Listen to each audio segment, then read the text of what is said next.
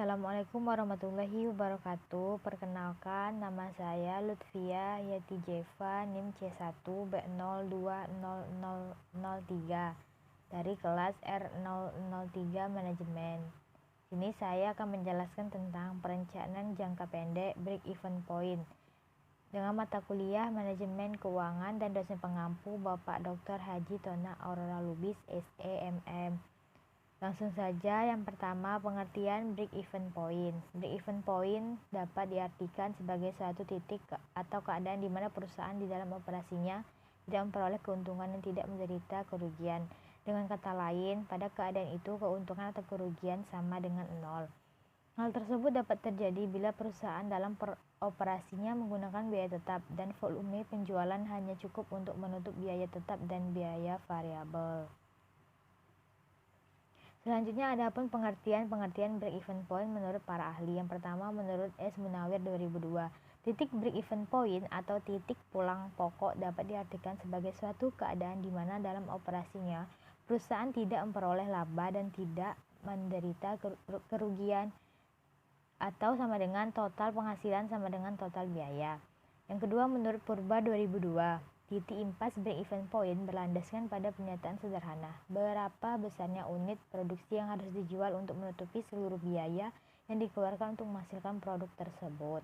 Yang ketiga, menurut PS Jarwanto 2002, break-even point adalah suatu keadaan impas, yaitu apabila telah disusun perhitungan laba dan rugi suatu periode tertentu, perusahaan tersebut tidak mendapat keuntungan dan sebaliknya tidak menderita kerugian.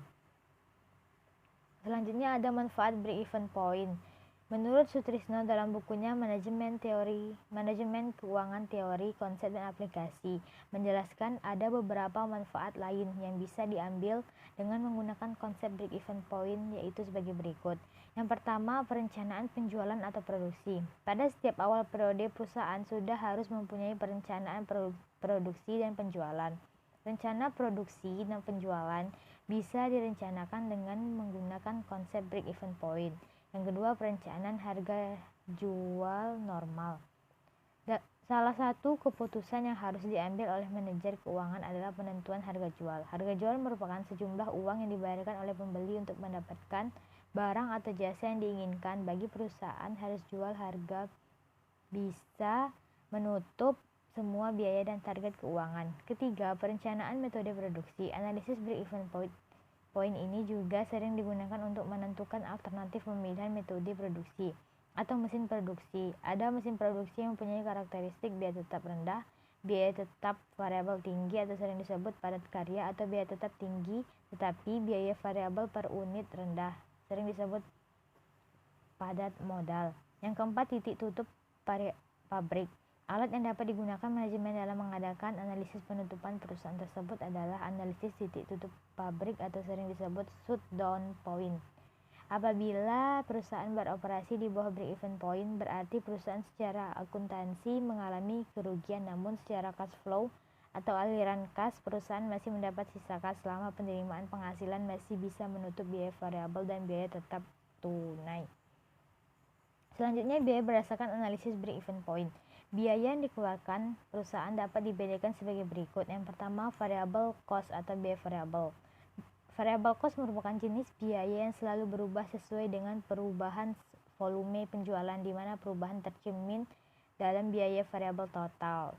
Dalam pengertian ini, biaya variabel dapat dihitungkan berdasarkan persentase tertentu dari penjualan atau variable cost per unit dikalikan dengan penjualan dari unit. Yang kedua, fixed cost atau biaya tetap.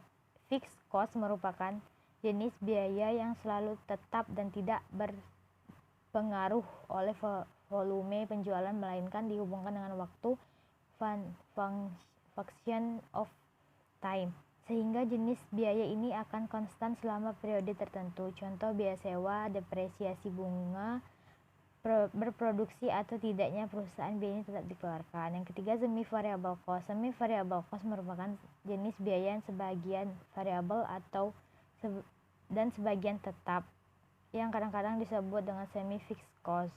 Biaya yang tergolong jenis ini misalnya sales expense atau komisi bagi salesman, di mana komisi bagi salesman ini tetap untuk rank atau volume tertentu dan naik pada level yang lebih tinggi. Selanjutnya ada asumsi dalam break-even point. Menurut Susan Irawati dalam bukunya Manajemen Keuangan, memaparkan asumsi dasar yang digunakan dalam break-even point adalah sebagai berikut. Yang pertama, biaya yang terjadi dalam suatu perusahaan harus digolongkan ke dalam biaya tetap dan biaya variabel.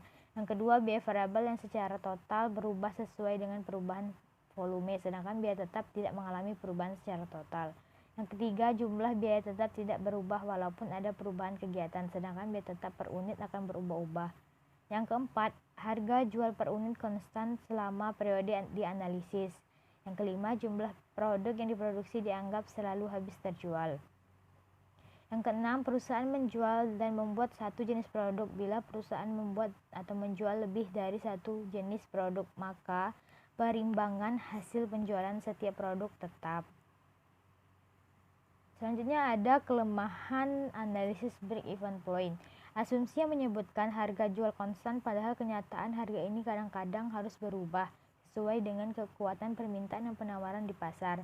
Untuk menutupi kelemahan itu, maka harus dibuat analisis sensitivitas untuk harga jual yang berbeda. Yang kedua, asumsi terhadap cost. Penggolongan biaya tetap dan biaya variabel juga mengandung kelemahan. Dalam keadaan tertentu untuk memenuhi volume penjualan, biaya tetap tidak harus berubah karena pembelian mesin-mesin dan peralatan lainnya. Dengan demikian juga perhitungan biaya variabel per unit juga akan dapat dipengaruhi perubahan ini. Jenis barang dijualkan tidak selalu satu jenis. Biaya tetap tidak selalu tetap pada berbagai kapasitas. Biaya variabel juga tidak selalu berubah sejajar dengan perubahan volume. Selanjutnya ada cara menghitung break-even point. Perhitungan untuk menentukan luas operasi pada tingkat break-even point dapat dilakukan dengan menggunakan suatu rumus tertentu. Tetapi untuk menggambarkan tingkat volume dengan laba, maka diperlukan grafik atau bagan break-even point. Secara matematik, tingkat break-even point dapat ditentukan dengan berbagai rumus. BEP sama dengan total fixed cost dibagi harga per unit dikurang harga cost per unit. Keterangan fixed cost biaya tetap yang nilainya cenderung stabil tanpa dipengaruhi unit yang diproduksi. Variable cost biaya keterangan yang besar nilainya tergantung pada banyak sedikit jumlah barang yang diproduksi. Nah, itulah yang dapat saya sampaikan tentang materi break-even point. Jika ada salah kata, saya mohon maaf. Saya akhiri. Wassalamualaikum warahmatullahi wabarakatuh.